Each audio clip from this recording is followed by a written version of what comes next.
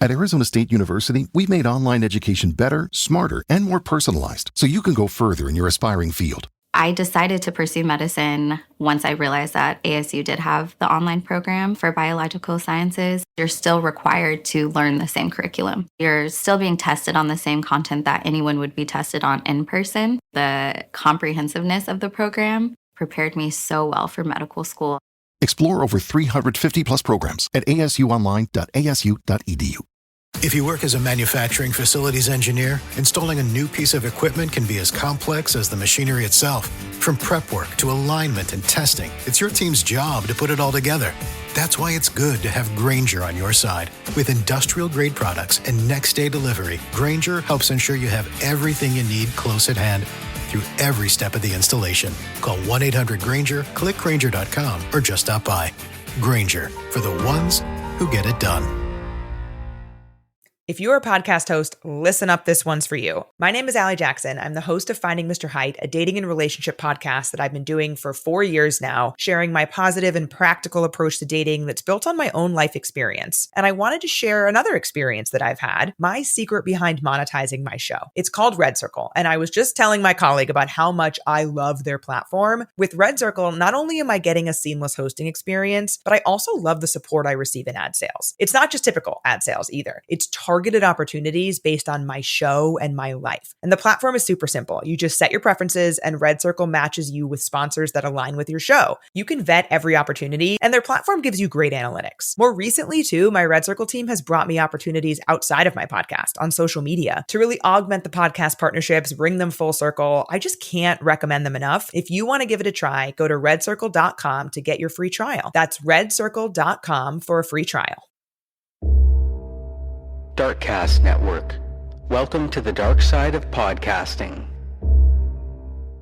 17-year-old Kianna Galvin had just celebrated earning her GED and had plans to attend art school in Atlanta. But on May 6, 2016, she left her family's home in South Elgin, Illinois, to visit someone in her neighborhood, and then vanished without a trace.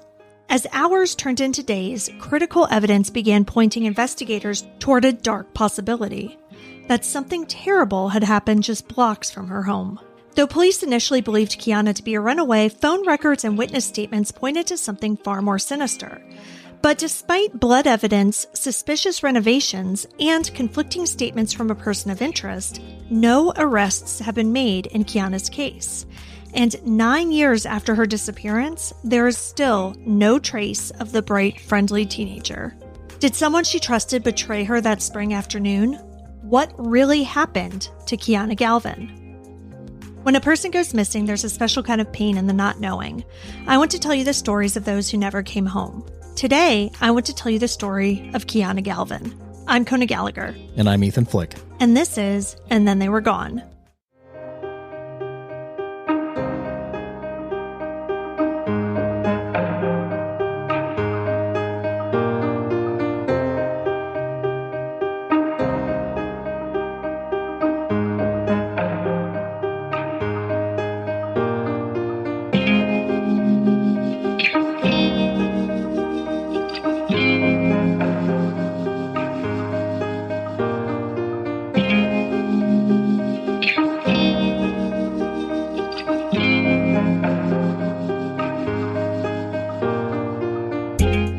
Welcome back, everyone. Welcome back. Thank you for joining us once again. I'm Kona. And I'm Ethan. And we're the husband and wife team behind this podcast. Each week, I tell you the story of an unsolved missing persons case. Ethan doesn't know anything about the case going into the episode and is here to provide his reactions and questions in real time, hopefully asking some of the same ones you have at home. All right, so this case is making me furious. Okay. So that's why I'm going to say right off the bat, that this is more than likely a no-body homicide case. But unlike many other potential no-body homicide cases, this one has at least some known blood evidence, which is also key in prosecuting a case like this. However, as I just mentioned in the intro, the prosecution hasn't happened. Kiana's case has gotten a fair amount of local attention and has been featured on the Vanished podcast and Dateline's Missing in America. But despite this, there doesn't seem to have been much movement on the law enforcement side in years. It absolutely seems as though there's more information and evidence that can be uncovered in this case. So I don't know, hopefully more attention can maybe help that along in some way. I feel like pressure just needs to be put on the South Elgin police because, as we'll obviously be getting into, there's not really a lack of evidence in this case, and there's definitely more out there. Well, I'm looking forward to hearing what you've got for me.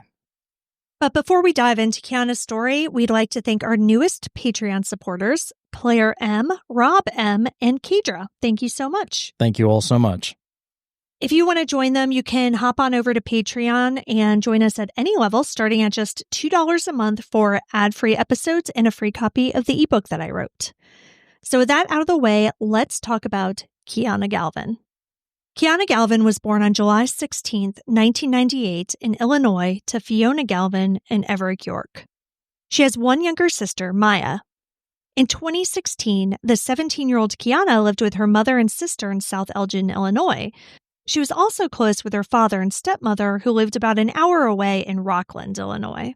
She had even lived with them for a year and attended high school there before returning to South Elgin and finishing up her high school career by getting her GED.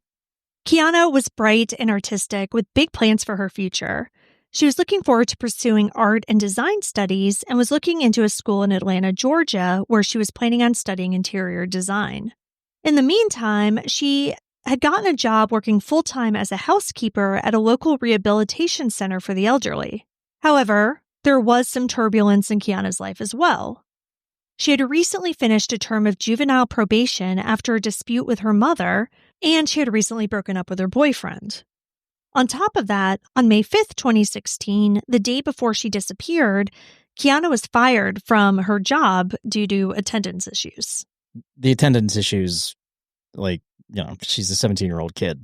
Yeah, it just sounds like she wasn't quite ready for a full-time job. Sure. But you said that she was on juvenile probation for something with her mom? Yeah, and I never saw any details of that. And of course, because it's juvenile, none of that's public. Right. So it doesn't specify what the issues were. But, it sounds like in 2013, 2014, in that area, Kiana was definitely going through a rebellious stage. And I think she and her mom were having some issues.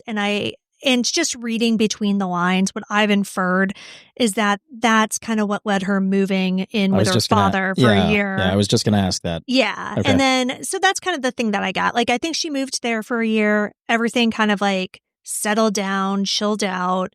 She, maybe matured a little bit and then came back to South Elgin and lived with her mom and her sister again. But, by that time, because she had switched high schools and everything, she just decided to go and get her GED instead of finishing up back at her original high school. So, yeah. So like I said, there was definitely some turmoil, but it seems as though by 2016, that part had at least settled down. Gotcha. Okay. Now, Kiana was, upset, of course, about losing her job, but her family says that she was not in despair or acting unusually distraught about it.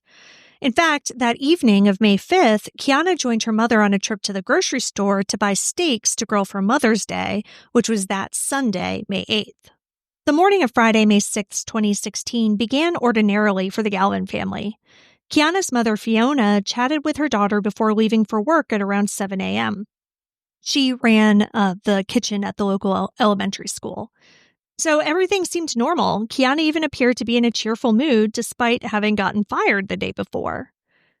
After her mother went to work, Kiana stayed at home with Maya, who was 15 at the time.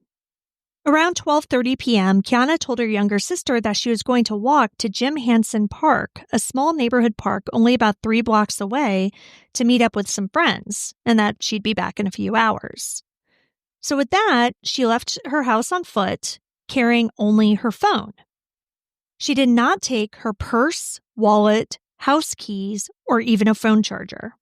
It just seemed like she was going to hang out with friends for a bit and come back. No big deal. Her sister didn't really give it a second thought. I would never leave my house, I think, without my wallet, but she was only going a couple blocks away. And so I think that if she really needed something, she figured she could just run back by the house and get it. Yeah, we're also adults. Yeah, true. And like, I mean, our teenagers forget their wallets like every time they leave the house. Yeah, sometimes when they drive. Yeah. So, different mindsets, different generation too, Exactly. I think. Because, when we were that age, we always had our wallets with us, but we also didn't have a phone. Yeah. So it was just a different time, I think. Yeah. But yeah, I mean, short trip to the park to see friends. Exactly. And again, like 3 blocks away. So I get why she didn't feel like she needed to bring a bunch of stuff with her. Right. So yeah. But the big point is that everything indicates that was her plan, right? Like short trip, hang out for a few hours, come back. Like she didn't need a phone charger or any of that stuff. Yeah. However, hours passed that afternoon and Kiana never returned home as promised. By evening, her family grew concerned. They attempted to call and text her but got no response. Kiana's cell phone, which had been in regular use that morning, went dark right after 1 p.m. and was no longer connecting to the network. Now, they of course didn't know that at the time. They just knew that, calls are going straight to voicemail and she wasn't responding to texts. Initially, Kianna Galvin hesitated to immediately call police because she thought that maybe Kiana had gone to a friend's house or just, needed a cooling off period, especially given like they're kind of past and things like that, right? But when Mother's Day arrived with still no word from Kiana, Fiona's worry turned to dread. That day, Sunday, May 8th, Fiona reported her daughter missing to the South Elgin Police Department. And should I venture a guess as to the police response? I mean, yeah, I think you can guess exactly what the police response was. Nothing. She'll come back on her own. Yeah. But by that point, Kiana had been gone over 48 hours with absolutely no contact. And the people who knew her knew that that was a bad sign because they did not think that there was any world in which she would deliberately stay away or miss Mother's Day without any communication. Like, again, she and her mom had problems in the past, but they were totally fine then. They had gone shopping. They were grilling steaks. Right. They had made plans for Mother's Day. Like, everything was cool. They had plans. That evening, South Elgin police officers arrived at Fiona's house and took down the report. They entered Kiana into state and national missing persons databases and called around to local hospitals and mental health centers, checking to see if an unidentified girl matching Kiana had turned up. In the early morning hours of May 9th, police even tried to trace Kiana's cell phone, but it was already turned off.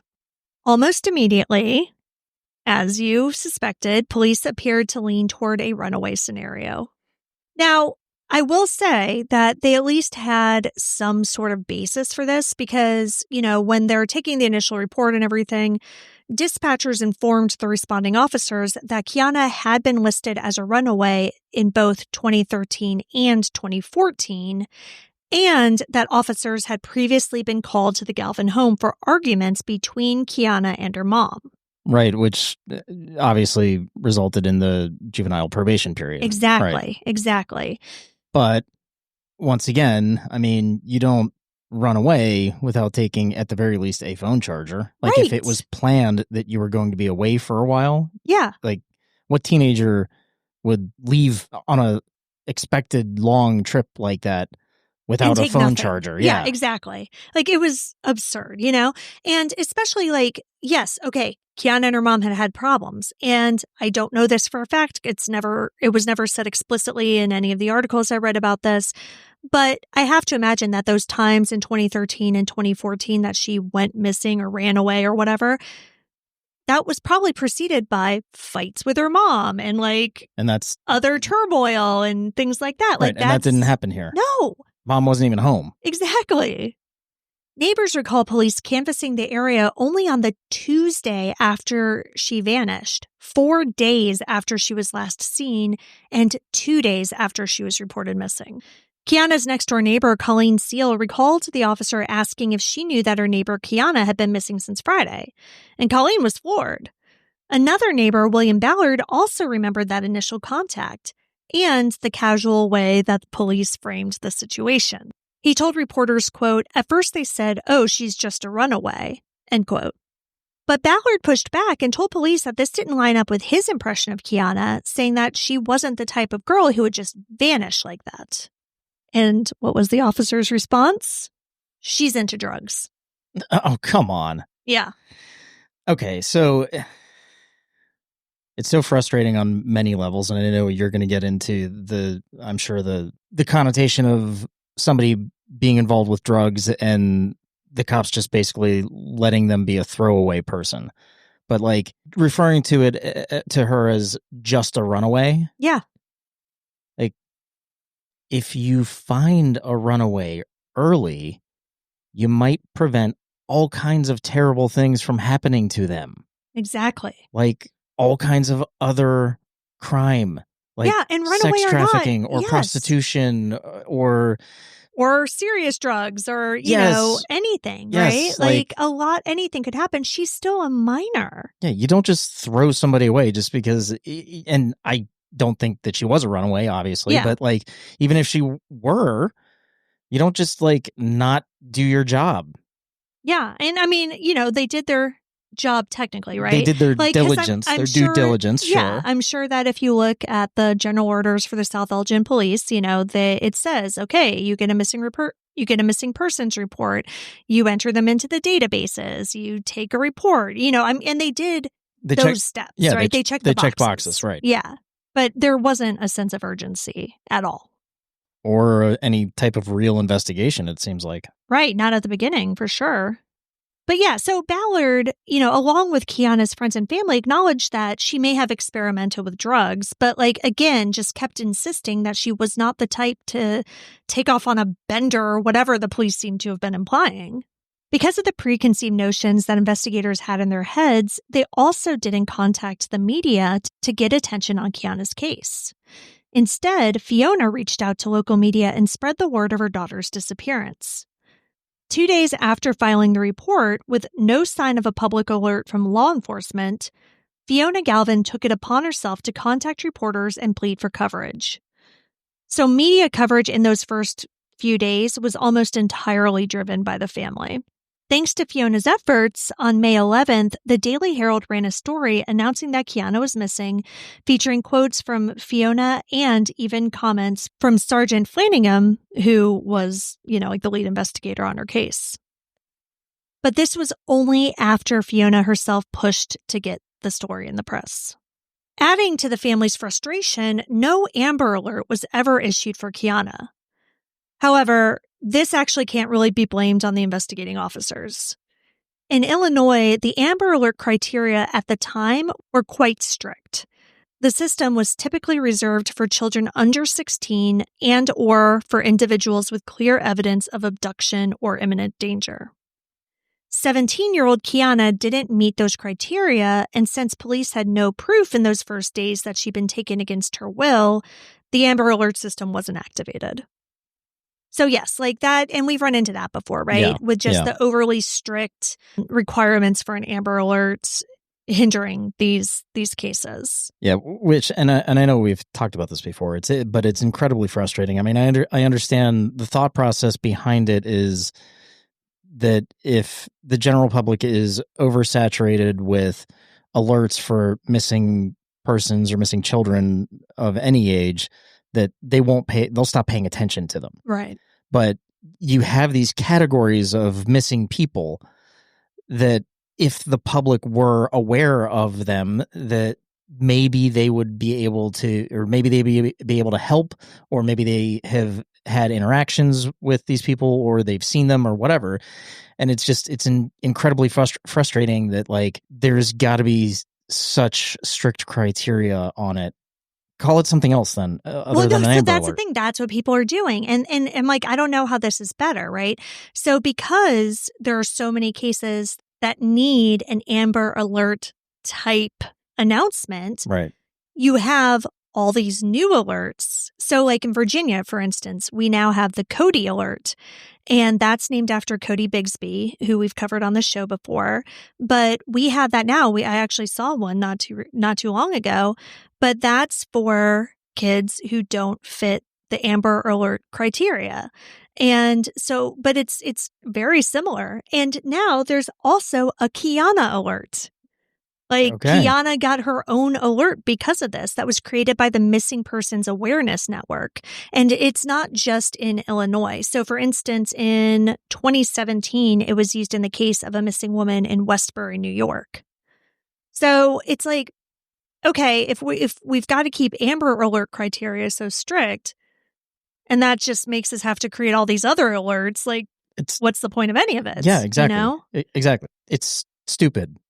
I get it. I get the foundation of the Amber Alert system, because obviously that's it. I mean, just call it a critical missing persons alert. That's all you need. Yeah. Like something bad happened, guys. Like, keep an eye out. Keep an eye out for this. As days turned into a week, the tone of the investigation slowly began to shift. As she remained out of contact, it began to become more likely that Kiana hadn't left by choice. By the second week, they enlisted the U.S. Marshals Service and several neighboring police departments to assist in the search. Investigators began pulling Kiana's cell phone records and social media data, looking for any digital clues about her whereabouts. And again, the fact that this wasn't done on day one is extremely frustrating. But at least they did it, I guess. I mean, it's only because they started getting pressure from the media. Yeah. And, and her family, because her family is like, hi, she's still not here. Like, we told you. But despite this, police still weren't calling this an abduction. On May 18th, nearly 2 weeks after Kiana vanished, Sergeant Randy Endine told NBC reporters, quote, "We're looking at this as a missing person, but can't say either way whether it was something foul play or a runaway," end quote. He didn't need to add that. Yeah. You just leave it as we're looking at this as a missing person. Yeah. That's it. Yeah. You don't need to add a caveat to it to make it seem as though it's less important. Yeah. Just say, yeah, she's still not home. Still 17. Right. Still a problem. And I get them not coming out and saying this was an abduction, because there's no, at this point, at that point, they had there's no proof evidence of of that. it. Yeah. But again, just call it, we're still treating this as a missing persons case. Yeah. You don't need to say, well, but it could be, she could be a runaway. Right. Now, hindsight is, of course, 2020, but there's a lot that could have and should have been done in those early days that wasn't. For instance, police did not halt the routine trash pickup in the neighborhood during that first week. Remember, Kiana was last known to be going just a few blocks from her own home, and Fiona couldn't shake the thought that crucial evidence might have been hauled off to a landfill in those first days. And as it turns out, she had good reason to think that. So remember how Kiana told her sister she was going to meet some friends at the park? Yeah. Well, that wasn't exactly true. Once police were able to get a hold of her phone records, they found out that she had actually been heading to a house on Revere Road, which was near the park. Shortly after leaving, at 12:35 p.m., Kiana sent a text message to an man who, from what I gathered, was staying in the basement of a home on Revere Road. He definitely wasn't the owner. Reports have said that the house was owned by family members. Okay. That has not been confirmed. I just know he for sure wasn't the owner. So whether he was just like a tenant renting it out or a family member staying in there, he was in the basement of this house, right? So she texted this man at 12:35 saying that she was on her way to his house. He replied, all right, this 12:35 text was the last text that Kiana sent, and by 1:10, her phone was no longer connecting to the network, meaning it had been turned off or the battery had been removed. So that seems like a big deal. Kiana wasn't heading to the park at all. She was heading to somebody's house. And when did the police find this information out? So it looks like they found this out on May 11th, so about a week after her disappearance. I mean, I'm assuming they went and interviewed this subject? Yeah, so it says that they did just chat with him on the 11th. They didn't bring him down to the station, I don't think. I think they just went to the house and knocked on the door, Okay. So yeah, they're like, hey, do you know Kianna Galvin? Have you seen her? Blah, blah, blah. Now, I don't know if he told them this or they just found this out from the texts, but it was revealed that the purpose of her going over was so that she could buy marijuana from him. Okay. When asked about the visit, he claimed that Kiana did, yes, come over that day, but she never came inside his home and that she left around 12:45. Okay, totally possible. Right. So like that part is possible. Like if she had gone over to buy weed from him, texted him at 12:35, said, "Hey, I'm on my way." She gets there, transaction, takes off. Right? Like, sure, makes sense. The problem is he told police that she was texting someone else to meet up with her as she was leaving. Which they already know is a lie. Exactly. Even worse, the man's neighbor contradicted the story, saying that they saw Kiana go into the house, though they did later say it could have been the day before. But either way, I think that he said that she had never been in the house. So even if it was a day before, like he was still lying about the texting. Like it's not adding up. Right. So now my next question is, at that point, why didn't they go revisit this gentleman or invite him to the station? Good question, because they definitely did it. Or call him out on his lie right there? Right there when he lied and they knew it. I don't know. But something terrible was about to be discovered near the house on Revere Street.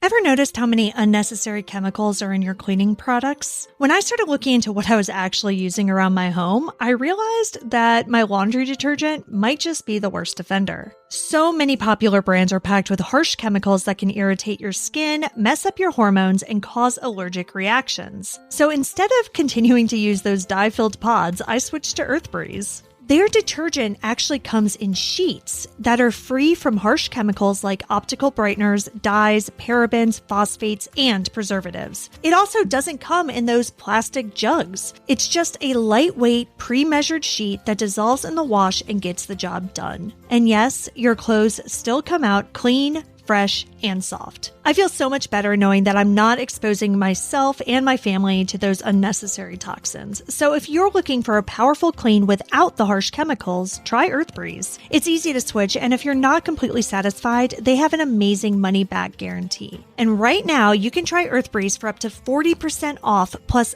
4 free gifts at earthbreeze.com/ATTWG. That's earthbreeze.com/ATTWG for 40% off plus 4 free gifts. Did you know your calendar age doesn't always match how old your body truly is? I recently took the True Age test from True Diagnostic and discovered my biological age, and the results completely changed the way I think about my health. Biological age is a powerful indicator of how fast you're aging internally, which directly predicts your risk for serious diseases. Because research shows that if your biological age is even just 5 years older than your actual age, your risk of developing diseases like cancer or heart disease can jump by as much as 30 to 50%. The good news is nearly 90% of biological aging is in your hands. It's driven by things like your lifestyle, your habits, and the environment you're in. I recently took my True Age test, and I was worried about my brain function, but it was actually my cardiovascular that I realized I needed to work on. Luckily, my biological age was about the same as my calendar age. So while I do have a little bit to work on, it definitely put my mind at ease. The test itself was super easy. I just had to do a little pinprick. You send off a tiny sample in a prepaid package, and about 2 to 3 weeks later, you get your detailed report. It's fast and hassle-free. If you care about protecting your health and want to find out what your real age is, head over to truediagnostic.com and use my code ATTWG to get 20% off your entire order or subscription. That's truediagnostic.com and use ATTWG at checkout to get 20% off. Your future self will thank you. Perimenopause and menopause can start earlier than most people think and can impact nearly every part of life. The good news? You don't have to just deal with it. That's where Effecti comes in. Effecti offers modern personalized hormone therapy, including bioidentical estradiol and progesterone, to help bring your body back into balance. Whether you're dealing with hot flashes, mood swings, or brain fog, Effecti's treatments are designed to ease symptoms and help you feel like you again. I'm in my 40s, and perimenopause has hit me hard and really does just make you feel not like yourself. I've been working with Affecti for a while, and you can get treatments that are specifically tailored to whatever it is that you're dealing with. I love it because it's so convenient. Everything happens online, from the medical intake to prescription and delivery. So whether you live in a big city or a rural town, Affecti brings expert menopause care right to your door with no waiting rooms, no pharmacy lines. So if you're struggling with sleep, mood swings, low libido, or just don't feel like yourself, it might be time to look at your hormones, and Affecti can help. Right now, you can get $50 off at Affecti.com with code ATTWG at checkout. That's EFFECTY.com and use ATTWG for $50 off. Start your journey to feeling better. Let me tell you about the online cannabis company that's revolutionizing how we deal with life's challenges, from sleepless nights to stress-filled days. Mood.com has created an entire line of functional gummies that target specific health concerns with 100% federally legal THC blends, and they'll deliver them discreetly right to your doorstep. Even better, you can get 20% off your first order at mood.com with promo code ATTWG. We've been advertising Mood for a while. They've been really good to us, and after trying some of their gummies, it is wild how different each one feels. Those Sleepy Time gummies will knock you out in about 15 minutes flat. No hangovers, no grogginess. What makes these different is how they've paired THC and other cannabinoids with herbs and adaptogens. You're not going to find gummies like this in a dispensary or anywhere for that matter. They've got immune support, menopause relief, PMS, mental clarity, sexual arousal, and all of them use federally legal cannabis, and it's all grown on small family-owned American farms, and they can ship to most states in the U.S. And best of all, not only does Mood stand behind everything with an industry-leading 100-day satisfaction guarantee, but as I mentioned, listeners get 20% off their first order with code ATTWG. So head to mood.com and remember, use promo code ATTWG at checkout to save 20% on your first order.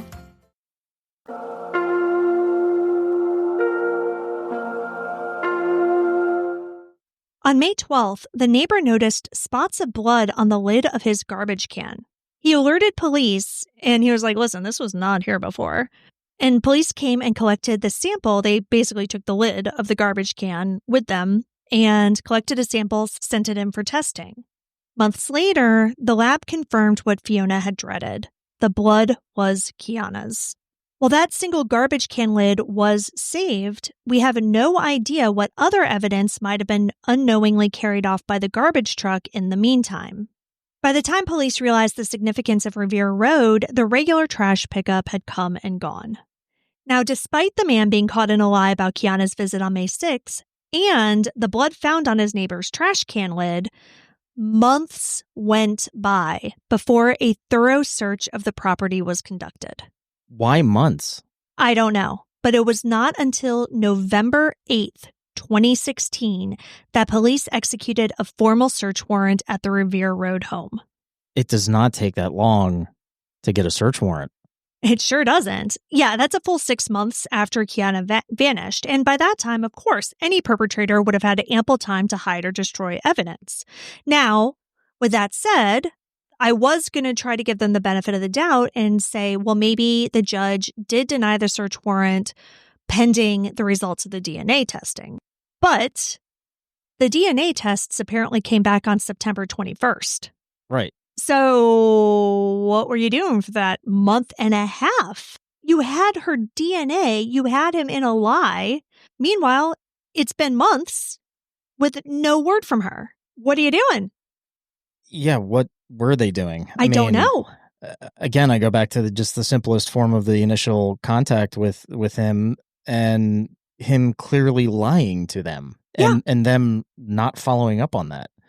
And and then they find out shortly after that there's blood on it on top of his trash can. Yeah, and this isn't this guy, and we'll get into more about him later, but this guy isn't exactly a pillar of the community either. Like, he had a record. I mean, nothing crazy, but he had seen the inside of a jail cell before, you know?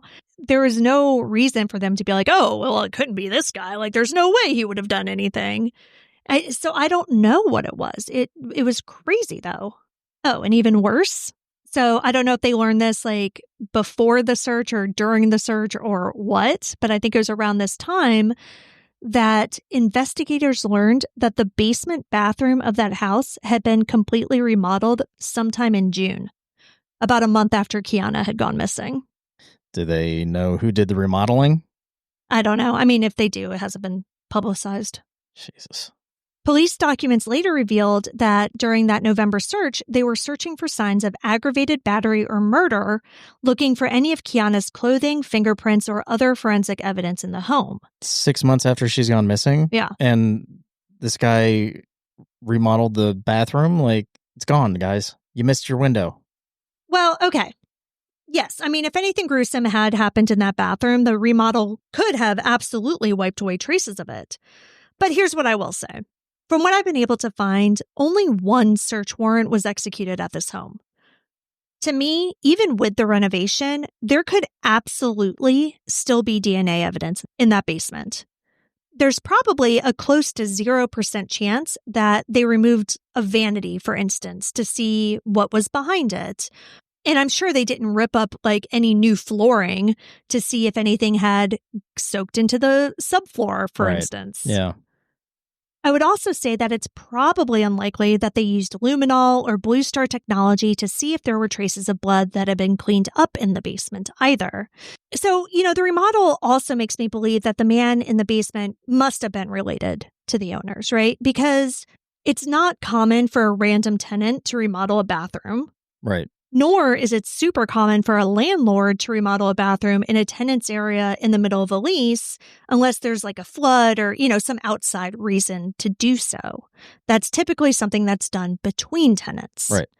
So to me, that's something of, hey, I'm staying at my aunt's house or like whatever it was, and I'm going to take it upon myself to remodel this bathroom. And there could be very innocent reasons for that. Maybe it's a thank you for letting him stay there. Timing. But yeah, the timing's real bad. Yeah. The other thing that's worth mentioning is that after looking at property records, I found that the people who owned the home in 2016 when Kiana went missing had bought it in 2005. They tried to sell it a few times beginning in 2019, but there were no takers. They were finally able to sell it in an off-market sale in 2024. Perhaps the new owners would be more amenable to searches? I mean, I, of course, have no idea, but it's something to consider. If the police want to actually, pursue this case. Well, exactly. But, we've definitely seen other cases where police have wanted to search a property, whether it's inside or outside, haven't gotten permission from the owners, for whatever reason, weren't able to obtain a warrant to do so. Then the property gets sold. The new owners say, yeah, sure, take a look, do whatever you want. Yeah. And then lo and behold, we get some clues, right? So I'm just saying, like, hey, that could be an option here. And that's a fairly recent development. So all of these issues, the delayed neighborhood search, the initial runaway assumptions, the absence of an Amber Alert, the lack of early media outreach, and the slow pace of following up on leads, all coalesced into a deeply frustrating experience for Kiana's family. Kianna Galvin has never accused the police of not caring, and she acknowledges that investigators did put in considerable work. In fact, South Elgin police logged hundreds of overtime hours on Kiana's case and worked regularly with state and federal agencies in the months that followed. But the tone that they set in those first few days was really hard to shake, especially when it kind of continued and this stuff just wasn't getting done in a timely manner. So this left Kiana's family with a lot of what ifs. What if police had treated Kiana's case as high risk from the very start? What if they had canvassed the neighborhood on May 8th or 9th instead of May 10th? What if an alert had blared across Illinois that first night, warning everyone to look for Kiana? As Fiona herself said later, even if the police didn't initially realize the danger, quote, time's the enemy when locating a child, end quote. And in Kiana's case, too much time may have been lost in those immediate, all-important days. By the time 2016 came to a close, the investigation remained active, but no arrests were made. By December, law enforcement acknowledged that Kiana's case was likely not a voluntary disappearance. 7 months. They ramped up public outreach such as billboards and coordinated with multiple agencies to generate new leads. Kiana's family, meanwhile, endured the holidays with no answers and continued to plead for anyone with information to come forward.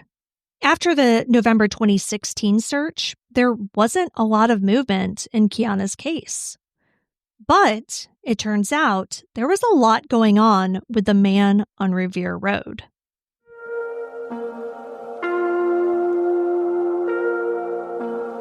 You are told your health starts in your gut, but if you're a woman, it all starts with your hormones. When your hormones are off, everything is off, including digestive issues, mood, mental clarity, energy levels, weight management, and so much more. Hormone Harmony is a game changer for women struggling with hormonal imbalances that leave them exhausted, both physically and mentally. It only contains science-based ingredients that bring back comfort, energy, clarity, confidence, and a sense of balance. Happy Mammoth, the company behind this phenomenal formula, has helped over 2.4 million women get their lives back and feel like themselves again after years or even decades of hormonal imbalances.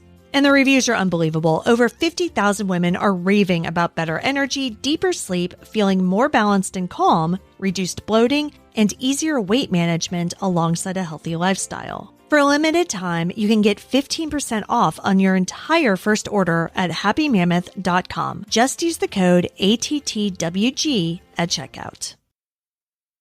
If you're at all like me, then you got your first credit card when you were in college, and maybe it didn't go great. That's why with my kids, I'm trying to get them to figure out money at an earlier age, so they can hopefully avoid some of that pain later down the road. That's why with our youngest, we're using Acorns Early. It's the smart debit card and money app that grows kids' money skills as they grow up. They can set their own savings goals, it has an in-app chores tracker, and their very own customizable debit card gives them an extra sense of independence.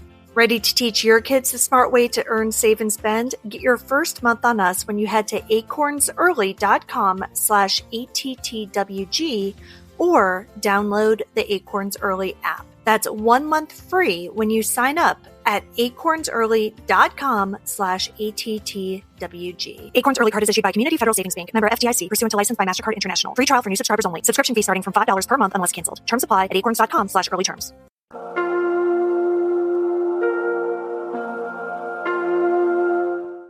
So who is this guy?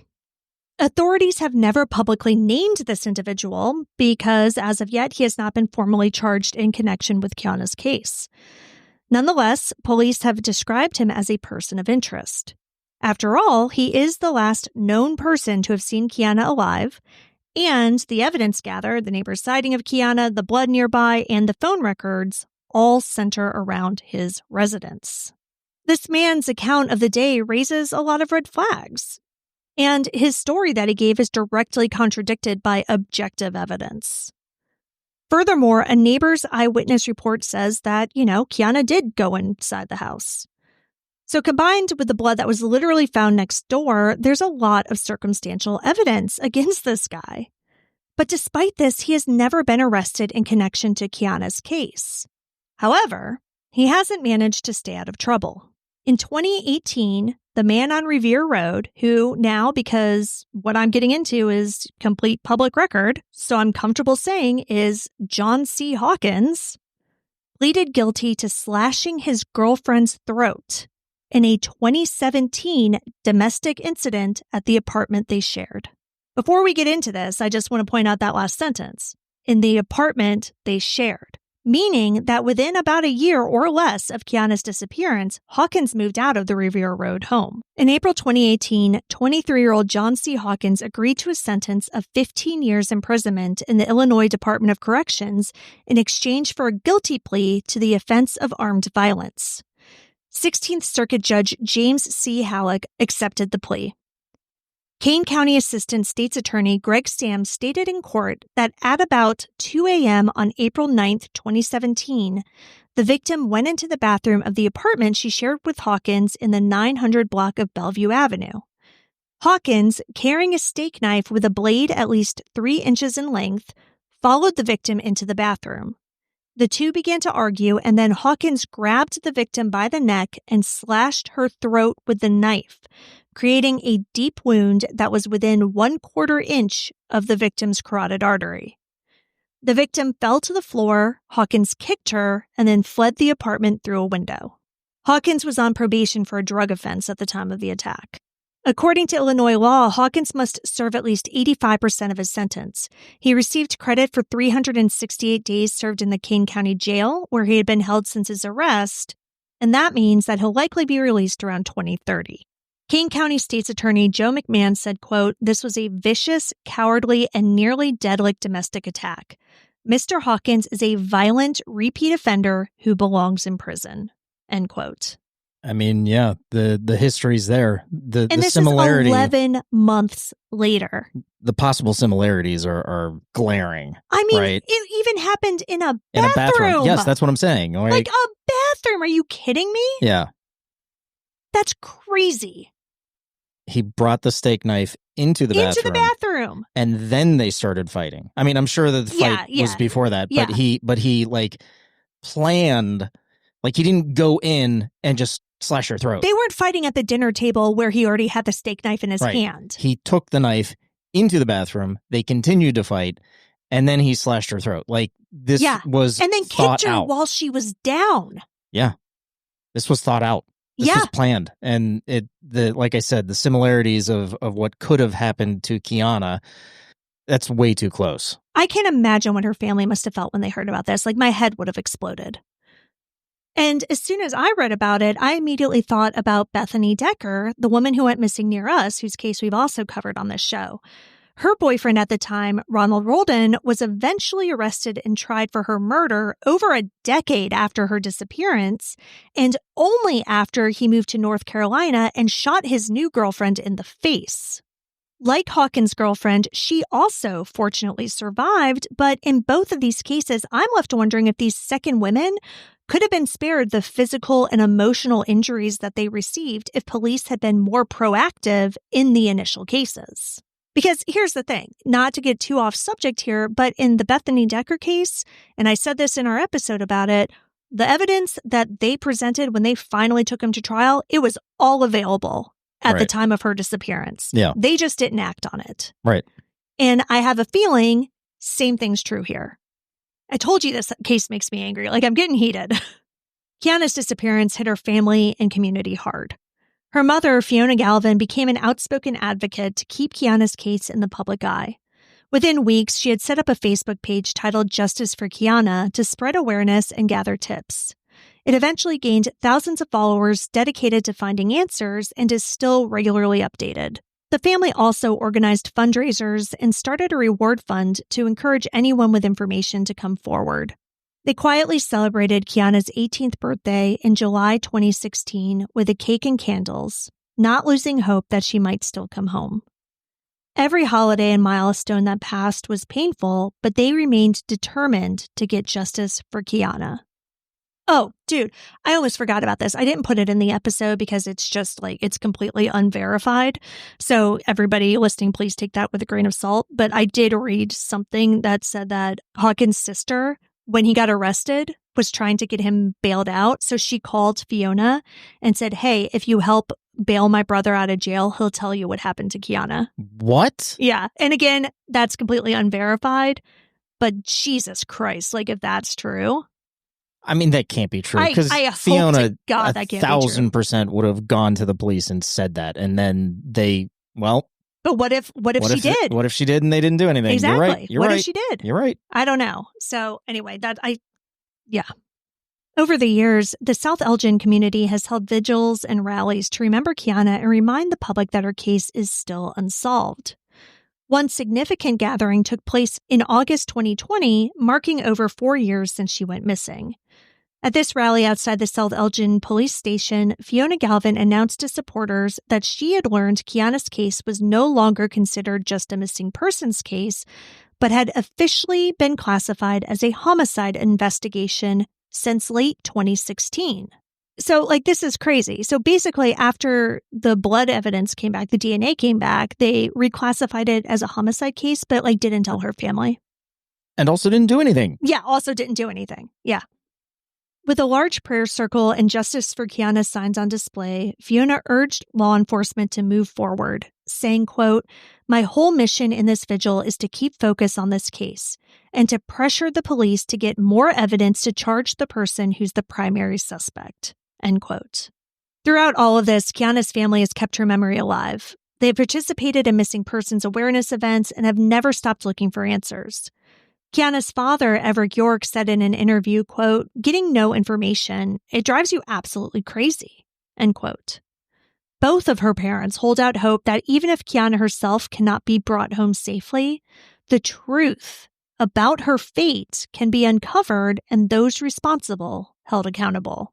In recent years, there's been renewed attention on cold cases in the region, and Kiana's family is hopeful that advances in forensic technology or a courageous witness might finally break the silence surrounding what happened. But honestly, just given the limited amount of information that we have, I cannot understand how this case just fizzled out in 2016. They identified the man who was likely the last person to see Kiana. They caught him in a lie about seeing her. They found blood evidence. The basement bathroom was remodeled. I can understand why they may not have wanted to arrest him right then, but certainly that should have been enough to execute further search warrants on the house, as well as warrants for Hawkins' phone and social media accounts. Because to my knowledge, they never got that information. It doesn't even sound like they did a second interview with him. I mean, I think they did. Well, I do believe they did. So I do think in November after the search, they did bring him down to the station for a formal interview. But I mean, nothing happened. So again, not to get too sidetracked on a separate case, but another local case that we're covering, Mom to Coughley. It took several trips back to her house with different teams of investigators in order for them to gather the evidence needed to charge her husband, Naresh Bhatt, with murder. And that's not including all of the electronic search warrants that they've obtained in that case.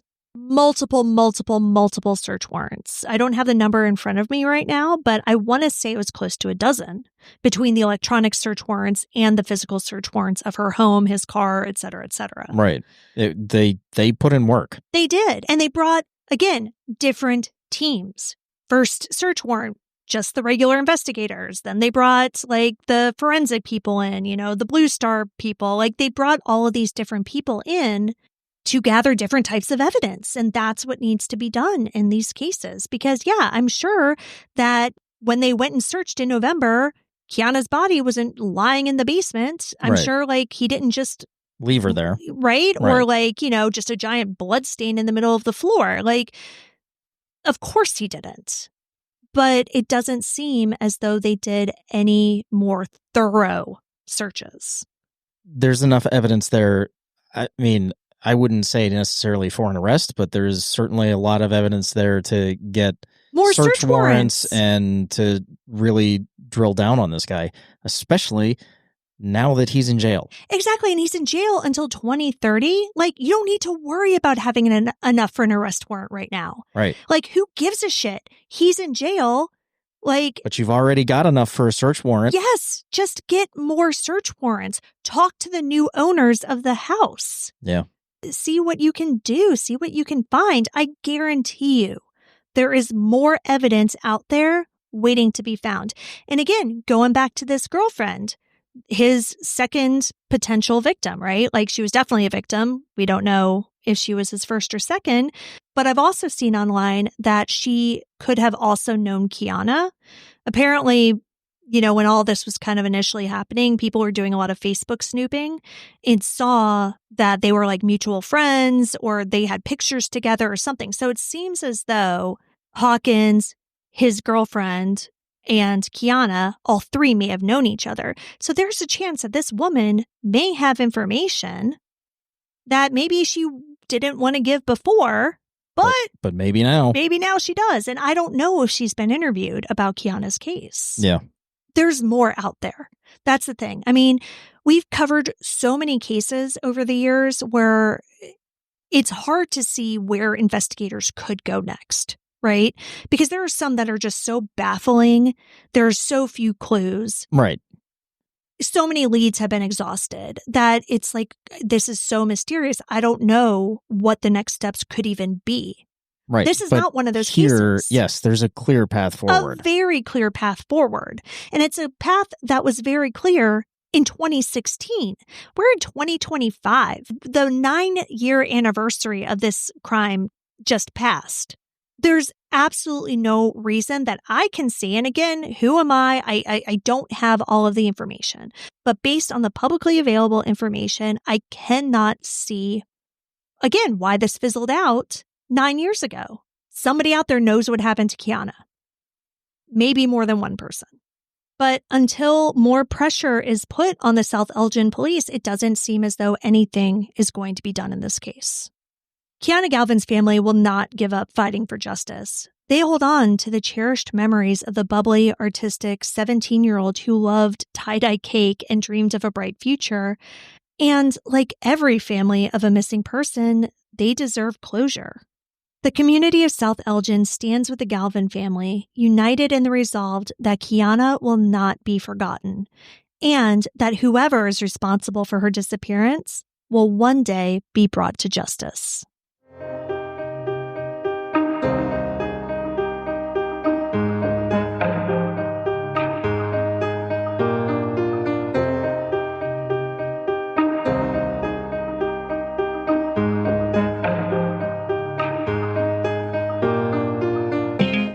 Kianna Galvin has been missing from South Elgin, Illinois since May 6, 2016. She is a biracial, African-American, Caucasian female with brown hair and hazel eyes. Kiana has a tattoo of a heart, a pulse line, and a cross on her left wrist, and a tattoo of 3 words in script running up her forearm. At the time of her disappearance, Kiana was approximately 5'6" and 145 pounds. She was last seen wearing a black tank top, black yoga pants with studs on the outside, size 9 zebra print Nike flip-flops, a silver stud in her nose, a gold and pink navel ring, and brown sunglasses. Kiana was 17 when she went missing. She would be 27 today. Anyone with information on Kianna Galvin's disappearance is asked to call the South Elgin Police Department's Special Victims Unit at 773-674-9490. You can see all the sources for this episode along with photos and videos at our website, andthentheyweregone.com. And be sure to follow us on social, and Then They Were Gone Pod on Facebook and at ATTWG Pod on Instagram and TikTok. If you like what we're doing, please subscribe and consider leaving a 5-star review on Apple Podcasts or Spotify. It will help new listeners find us. And the more people that listen, the more chances we have of bringing someone home. And we'll see you here next week for a brand new episode. See you next week. And Then They Were Gone is hosted by Kiana Gallagher and Ethan Flick. All research, writing, and editing is done by me, Kiana Gallagher. Theme music is The Stork by Ketsa. Additional music is provided by Kai Engel. And Then They Were Gone is a Little Monster production. Hey, you can do it! I earned my degree online at Arizona State University. I chose to get my degree at ASU because I knew that I'd get a quality education, they were recognized for excellence, and that I would be prepared for the workforce upon graduating. To be associated with ASU, both as a student and alum, it makes me extremely proud, and having experienced the program, I know now that I'm set up for success. Learn more at asuonline.asu.edu. If you're a podcast host, listen up, this one's for you. My name is Allie Jackson. I'm the host of Finding Mr. Height, a dating and relationship podcast that I've been doing for 4 years now, sharing my positive and practical approach to dating that's built on my own life experience. And I wanted to share another experience that I've had, my secret behind monetizing my show. It's called Red Circle, and I was just telling my colleague about how much I love their platform. With Red Circle, not only am I getting a seamless hosting experience, but I also love the support I receive in ad sales. It's not just typical ad sales either. It's targeted targeted opportunities based on my show and my life. And the platform is super simple. You just set your preferences and Red Circle matches you with sponsors that align with your show. You can vet every opportunity and their platform gives you great analytics. More recently too, my Red Circle team has brought me opportunities outside of my podcast on social media to really augment the podcast partnerships, bring them full circle. I just can't recommend them enough. If you want to give it a try, go to redcircle.com to get your free trial. That's redcircle.com for a free trial.